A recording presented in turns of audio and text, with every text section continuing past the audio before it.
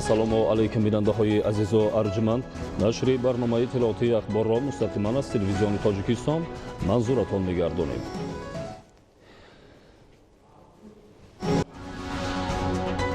натиҷагирии татбиқи стратегияи миллии мубориза бар зидди гардиши ғайриқонунии маводи мухаддир дар ҷумҳурии Тоҷикистон барои солҳои 2013-2020 дар ҷаласаи шӯрои ҳамоҳангсозӣ оид ба пешгирии суистеъмоли маводи нашъадор.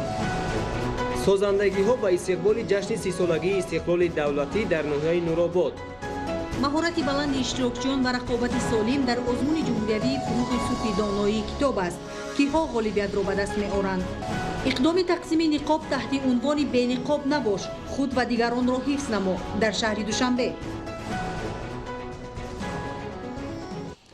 ин ва дигар хабарҳо.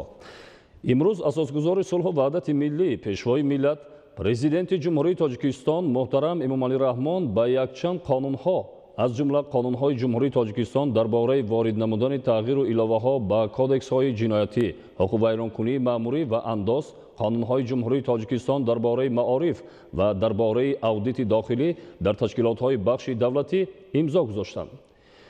иловаҳо ба кодексҳои ҷиноятӣ ва ҳуқуқвайронкунии маъмурии ҷумҳурии Тоҷикистон ворид шуда барои пешгирӣ ва мубориза бар зидди ҷиноятҳо ва ҳуқуқвайронкуниҳои маъмурие ки бо мақсади барангехтани кинаю адовати миллӣ, наҷодӣ, маҳалгароӣ ва динӣ содир карда мешаванд, равона шудааст.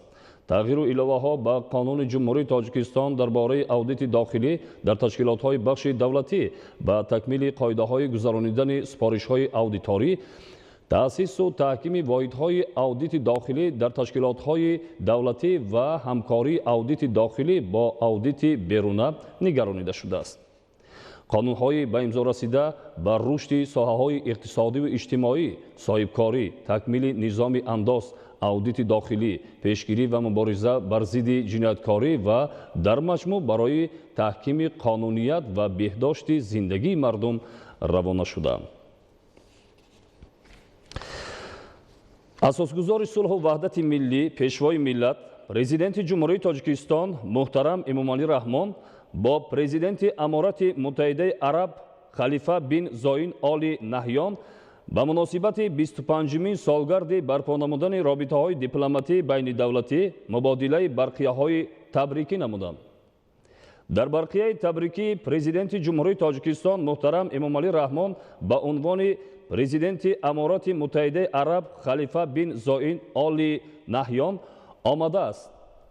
Аълоҳазрат бо камоли хушнудӣ шуморо ба ифтихори 25-солагии барпо намудани робитаҳои дипломатӣ байни ҷумҳурии Тоҷикистон ва Аморати Муттаҳидаи Араб сидқан табрику таъният мегӯям.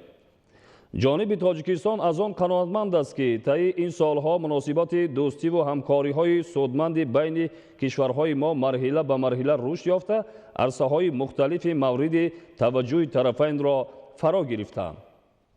اطمینان دارم که ما با سعی و تلاش‌های پیگیرانه مشترک رابطه‌های حسنه کشورهایمان را در آینده نیز مطابق با منفعت‌های اصلی مردمانمان توسعه بخشیده مضمون و محتوای آنها را باز هم غنی‌تر خواهیم گردانید.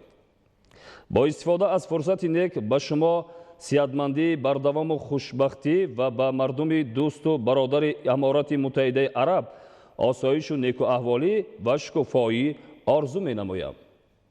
لطفاً احترامات فائقه و تمنیات نیک این جانب را به عنوانتان بپذیرید.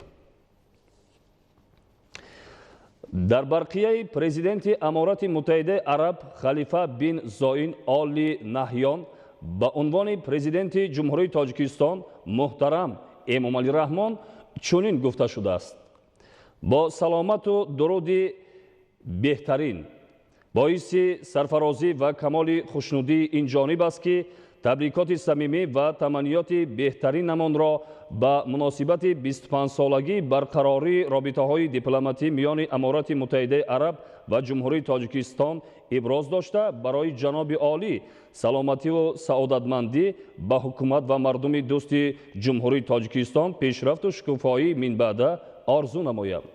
لطفاً احساسات صمیمی عزت و احترام من را نسبت شخصیت شما قبول فرمایید. дар робита ба фарорасии 25-солагӣ барқарории робитаҳои дипломатӣ миёни ҷумҳурии Тоҷикистон ва Аморати Муттаҳидаи Араб, ки ба 18 декабр рост меояд, ба унвони пешвои миллат, ҳамчунин аз номи ноиби президенти Аморати Муттаҳидаи Араб, сарвазири Аморати Муттаҳидаи Араб ва ҳокими Дубай Шейх Муҳаммад ибни Рашид ал-Мактум, валиаҳди Абузаби, معاون سرفرمانده عالی قوه‌های مسلح امارات متحده عرب شیخ محمد ابن زاید آل نهیان نامه‌های تبریکاتی وارد گردیدند. ادامه برنامه اخبار. امروز در شهر دوشنبه جلسه شورای هماهنگسازی آید به پیشگیری سوءاستعمالی مواد مخدر برگزار گردید. در جلسه یک زمره مسائل‌ها برای تقویت بخشیدن همکاری‌ها، هماهنگسازی فعالیت وزارت و اداره‌های دخلدار مورد تحلیل و بررسی قرار داده شده.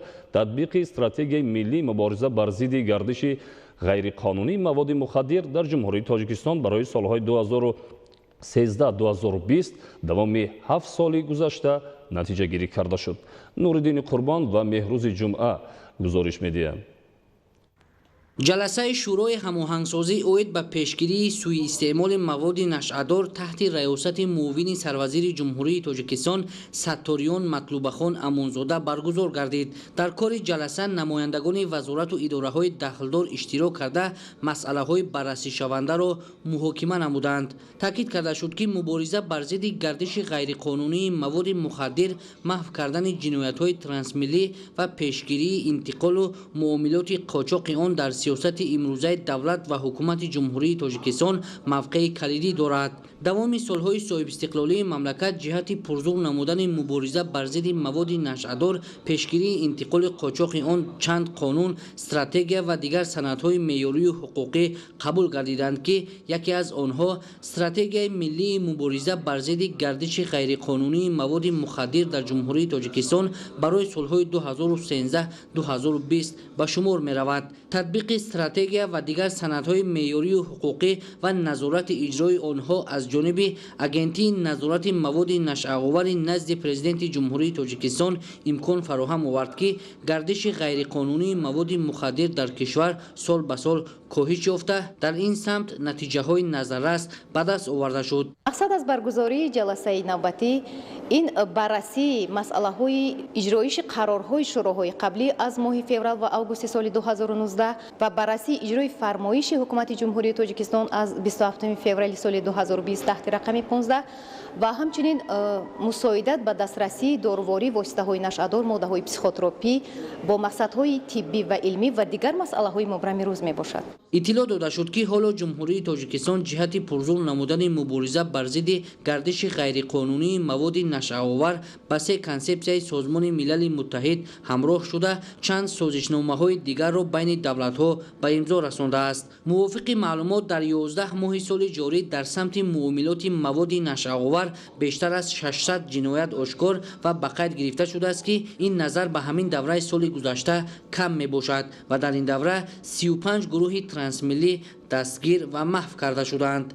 ضمن تحلیل و بررسی روزنامه جلسه حالت تطبیق و اجرای استراتژی ملی مبارزه بر ضد گردش غیرقانونی مواد مخدر در جمهوری تاجیکستان برای سالهای 2013-2020 مثبت ارزیابی کرده شد. تاکید کرده شد که حالا لایحه نوی استراتژی ملی مبارزه بر ضد گردش غیرقانونی مواد مخدر در جمهوری تاجیکستان برای سالهای 2021-2023 تهیه گردیده است. در فرجام جلسه دایر به فعالیت من بعده نقشه شورای هماهنگسازی اوید به پیشگیری سوءاستعمال مواد نشعه‌دار در سال 2021 تصدیق گردیده. دایر به دیگر مسئله های محاکمه شده قرارهای دخلدار قبول کرده شدند. نوریدین قربان، مهروز جمعه، عبیدالله سیولی برای برنامه اخبار. даври ниҳоии озмуни ҷумҳуриявӣ фуруғи субҳи доноӣ китоб аст дар шаҳри душанбе идома дорад. фуруғи субҳи доноӣ китоб аст сарчашмаи бузурги маънавиёт ва тавоноӣ беандоза пурқудратест ки иқдору маънавиёт, шууру оянда ва ботинии наврасону ҷавононро аз ҳар ҷиҳат пурқудрат мегардонад. гузориши хабарнигорони мо. озмуни ҷумҳуриявии фуруғи субҳи доноӣ китоб аст ба иди воқеии китоб табдил ёфтааст, зеро ба он аз тамоми минтақаҳои ҷумҳурӣ дӯстдорони мутолиа ҷамъ омаданд то донишҳои андӯхтаи хешро ба ҳакамон пешниҳод намоянд. масъулини озмун барои довталабон ва ҳакамон волидон шароити беҳтарин муҳайё карданд. ба қавли аъзои ҳакамон зимни озмун чеҳраҳое пайдо мешаванд ки бо нутқи бурову андешаҳои созанда қалбҳоро тасхир месозанд. аз 12 нафар иштирокчӣ ки барои дарёфти шоҳҷоиза роҳхат гирифта буданд, танҳо 5 нафар барои ба даст овардани шоҳҷоиза рақобат намуданд.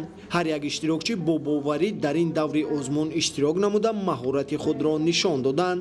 шоҳҷоиза ин муҳимтарин ҷоизаи озмун ҳаст ва нафароне ки дар ин ҷо иштирок мекунанд шарташ ин аст ки инҳо бояд 70% тамоми он талаботҳое ки дар номинатсияҳои дигар ҳастанд онҳоро бояд донанд, яъне ки ин нафар ровии хуб бошад, сухани худашро ба мардум хуб расонда тавонад ва ҳам дониши бисёр ҳам амиқ дошта бошад. озмуни ҷумҳуриявии фуруғи субҳи доноӣ китоб аст аз рӯи 5 номинатсия, аз ҷумла аз рӯи номинатсияи хондан ва аз ёд кардани осори адибони классикии тоҷик, номинатсияи хондан ва аз ёд кардани осори адибони муосири тоҷик, номинатсияи хондан ва аз ёд кардани ашъори бачагона ва афсонаҳои халқи тоҷик, номинатсияи хондан ва аз ёд кардани осори адабиёти ҷаҳон, номинатсияи шоирӣ идома гардид ки иштирокчиён маҳорати баланд нишон доданд. дар шоҳҷоиза ҳарчанд душвор буд иштирок кардам. озмун бисёр шаффоф гузашта истодааст.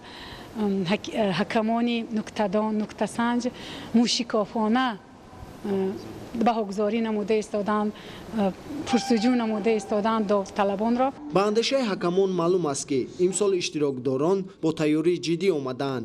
ҳар камбудие ки соли нахуст буд он имсол суфта шудааст. онҳое ки соли дуюм иштирок мекунанд хеле суҳбаташон озод аст. ба ҳар чизе ки соли аввал ҳакамон эрод гирифта бошанд онро ислоҳ карданд. теъдоди асарҳои мутолиа намудаашон ҳам зиёд шудааст. як чизи фарқкунандаи озмуни имсола тарзи суҳбату забондонӣ, баёни андешаи озод, ба баҳсҳо ворид шудану ҷасорати довталабон мебошад.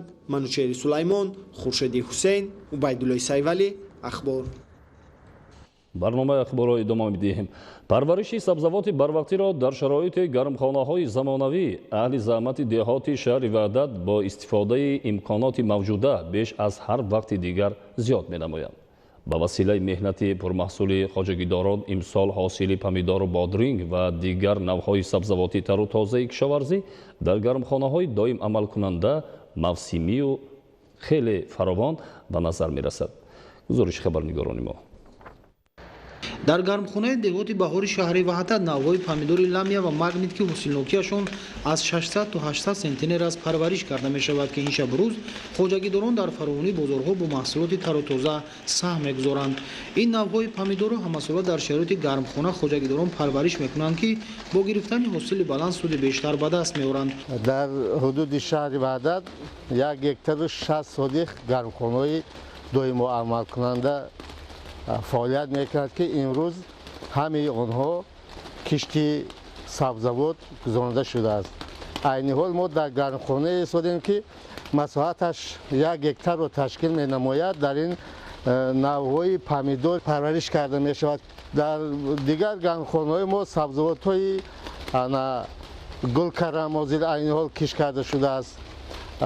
болгарӣ киш карда шудааст. имсол аз 0 аз 150 гектар гармхонаи помидор хоҷагидорон бештар аз 70 тонна ҳосил гирифтанианд ки ҳамзамон дастранҷи аҳли заҳмат барои фурӯш ба бозорҳо пешкаш карда мешавад. истифодаи босамару оқилонаи замин дар деҳоти баҳори шаҳри Ваҳдат аз сӯи хоҷагидорон дар сатҳи зарурӣ ба роҳ монда шудааст. дар ин гармхонаи замонавӣ баъд аз ҷамъоварии ҳосили бодринг бо назардошти талаботи рӯз кабудиҳо парвариш карда мешавад ки баробари мақсаднок истифода намудани замин бозорҳо бо ин навъи маҳсулот таъмин хоҳанд шуд. дар ин гармхонаи доимо амалкунандаи замонавӣ сокинони маҳаллӣ бо шуғул фаро гирифта шуда сатҳи зиндагиашон аз фаъолияти пурмаҳсул беҳтар гардидааст. сокини деҳоти Симиганҷ Рустам Умаров дар шароити гармхона ба лимӯпарварӣ машғул аст ки аз меҳнати сарф карда дар ин самт қаноатманд аст. ҳосили лимӯ дар гармхонаи ин сокини деҳоти Симиганҷ шаҳри Ваҳдат имсол хеле фаровон аст ва бештар аз 1 тоннаро ташкил хоҳад дод. در گرخانه لیمو پروری او 64 بیخ نهالی لیمو پرورش کرده شده است. هر سال از این گرخانه به مقدار 1.5 تن لیمو حاصل گرفته بازار داخلی جمهوری امان را بایو غنی میگرداند. امروز مردم جماعت دولت سیمیگنج از زمین‌های نزد حولگی خود، از زمین‌های خواجگی دهقانی و خواجگی یارسانی که آنها دارند، هر یک وجب زمین را عاقلانه و ثمره‌ناک استفاده برده میخواهند که از این زمین‌ها محصولات به دست آورده هم زندگی خود و هم بازار داخلی را غنی گردانند. در برابر لیمو پروری رستم عمرов در گرمخانه دیگر پرورش سیرپیاز و نوهای گوناگون کبودی ها را به راه مانده همه روزه از محصول مهنتش محصولات تر و تازه را برای فروش به بازارها وارد میکند. شروع از زمین نزد حولگی و خواجگی های یاریرسان و دهقانی دهاتی شهر وحدت، ساکنان و اهل زحمت به استفاده مقصدناک زمین توجه خاص ظاهر نموده سهمشان در استحصال سبزوات تر و تازه کشاورزی در همه فصل‌های سال نظررس است. дар пойтахти мамлакат шаҳри душанбе дар доираи пурзур намудани мубориза бар зидди бемории сироятии коронавирус COVID-19 ва паҳншавии ин беморӣ чораҳои саривақтӣ андешида мешавад. вобаста ба ин дар пойтахт иқдоми тақсимоти ниқоб таҳти унвони бениқоб набош худ ва дигаронро муҳофизат намо ташкил карда шуд, ки ба роҳгузарон ниқоби ройгон тақсим карда шуд. хабарнигорони мо гузориш медиҳанд. маротибаи аввал нест ки аксияи бениқоб набош худ ва дигаронро ҳифз намо дар шаҳри душанбе ташкил карда мешавад. ҳарчанд ҳамарӯза оид ба пешгирии паҳншавии бемории сироятии COVID-19 дар пойтахти мамлакат чораҳои муҳими зидди эпидемикӣ баргузор карда шуда бошад ҳам, вале баъзе аз сокинону меҳмонон нисбат ба саломатии худ ва атрофиён беаҳамиятӣ зоҳир менамоянд. тавре мушоҳида мешавад бисёре аз сокинону меҳмонони пойтахт ҳангоми гашту гузор дар кӯчаю хиёбонҳо аз ниқобҳои тиббӣ ки барои пешгирӣ ва интиқол наёфтани бемории COVID-19 тавсия дода шудааст истифода намебаранд. бо мақсади пешгирии паҳншавӣ ва интиқол наёфтани бемории COVID-19 аз ҷониби кумитаи иҷроияи ҳизби халқии демократии тоҷикистон дар шаҳри душанбе аксияи тақсими ниқоб таҳти унвони бениқоб набош худ ва дигаронро ҳифз намо ташкил карда шуд. дар доираи аксияи ниқоб кормандон ва ихтиёриён дар кӯчаву хиёбонҳо, боғҳои фарҳангию фароғатӣ, назди марказҳои савдо ва ғайра ба сокиноне ки бениқоб гашту гузор мекарданд ниқоби ройгон дода шуд. мақсад аз баргузор намудани чунин аксиё дар он мебошад ки баҳри пешгирии сокинон аз ҳар гуна бемориҳои сироятӣ ва кумитаи иҷроияи ҳизби халқии демократии тоҷикистон дар шаҳри душанбе ҳамарӯза чунин корҳоро миёни сокинон ба роҳ монда чунин корҳо ҳамарӯза идома дорад. ҳамчунин аз ҷониби гурӯҳи таблиғгарон ба роҳгузарон зарурати ҳатмии истифода кардан аз ниқоб фаҳмонда шуд. бояд гуфт ки ҳадаф аз ташкил кардани аксияи тақсими ниқоб ин пеш аз ҳама барои пешгирӣ ва паҳн нашудани бемории сироятии COVID-19 ҷиҳати иҷрои саривақтӣ қарори ситоди ҷумҳуриявӣ оид ба пурзур намудани чораҳои зидди эпидемиявӣ барои пешгирӣ аз интиқолу паҳншавии бемории сироятии COVID-19 дар ҷумҳурии тоҷикистон ва дастуру супоришҳои раиси шаҳри душанбе ташкил карда шудааст. тамошобинони азизу арҷуманд, ин буд барномаи иттилоотии ахбор. тансиҳату хонобод бошед.